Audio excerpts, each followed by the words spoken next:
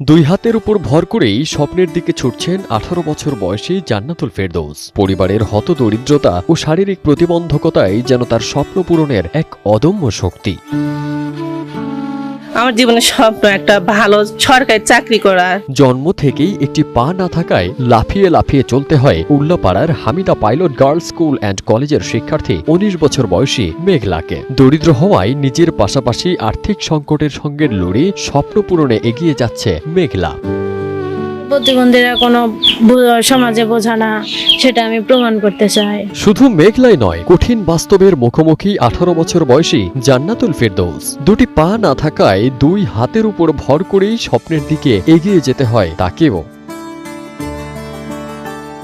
যখন স্কুলে যেতাম তখন আমার আম্মু আব্বু আমাকে নিয়ে আসতো। তারপরে যখন বড় হই ধীরে ধীরে তখন এখান থেকে গাড়িতে তুলে দিছে। ওখান থেকে আমার ফ্রেন্ডরা আবার আমাকে তুলে দিছে, আমি বাসায় আসছি। জন্ম থেকেই একজনের একটি পা নেই, আরেকজনের দুটি পা, কিন্তু শারীরিক প্রতিবন্ধকতা তাদের পড়াশোনার স্বপ্ন থামাতে পারেনি। চলার পথে নানান কষ্ট পেরিয়ে কলেজে যাওয়ার চেষ্টা করলেও সবচেয়ে বেশি কষ্টদায়ক হয়ে দাঁড়িয়েছে যাতায়াত।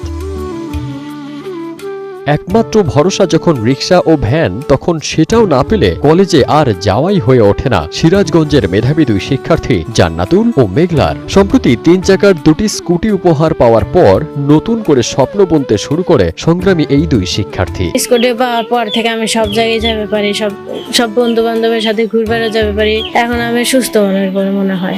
স্কুটি দেওয়ার পর কলেজ যাতায়াতের জন্য অনেক সুবিধা পাচ্ছি। এখানে ওখানে যেতে পারবো, নিজে নিজে, কারোকে সাথে করে যেতে হবে না। তবে মেয়ের স্বপ্ন বাস্তব করতে আর দারিদ্র্যের কাছে হার মানতে রাজি নয় মেঘলার মা। অন্যের বাড়িতে কাজ করে সংসারের পাশাপাশি মেয়ের লেখাপড়া চালিয়ে আসছেন তিনি। মেয়ে অনেক কষ্ট করছে, বান্ধবীর সাথে মিশতে পারে নাই, স্কুলে যাবে পারে নাই। প্রাইভেটের টাকা দেবো নাকি স্কুলে টাকা দেবো, আমার সাথে যাওয়া লাগছে। আমি অটলিয়ে যাবো নাকি কাজ করবো।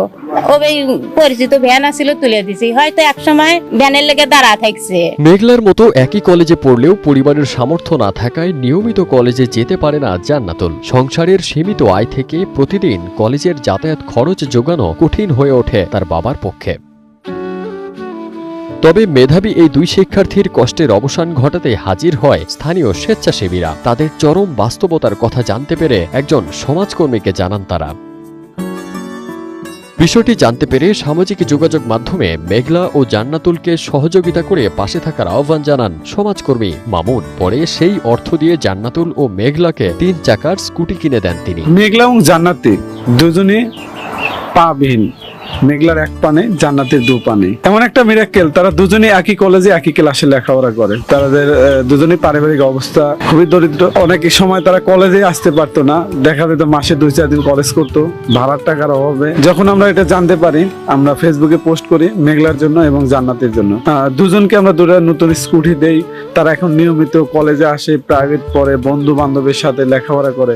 আমার মনে হয় বাংলাদেশের সবচেয়ে আলোচিত হচ্ছে মেঘলা এবং জান্নাতি। স্কুটি পেয়ে মেঘলা ও জান্নাতুলের পথ চলা অনেকটাই সহজ হয়েছে। ফলে আর সব শিক্ষার্থীর মতোই নিয়মিত কলেজে যেতে পারছেন তারা। তবে পড়াশোনা শেষ করে স্বাবলম্বী হওয়ার স্বপ্ন পূরণে এখনও প্রয়োজন সমাজের বিত্তবান মানুষ এবং সরকারের ধারাবাহিক সহযোগিতা, যাতে এই দুই মেধাবী আগামী দিনে দেশের সুনাম অর্জন করে বিশ্বে বাংলাদেশকে প্রতিনিধিত্ব করতে পারে। One digital desk.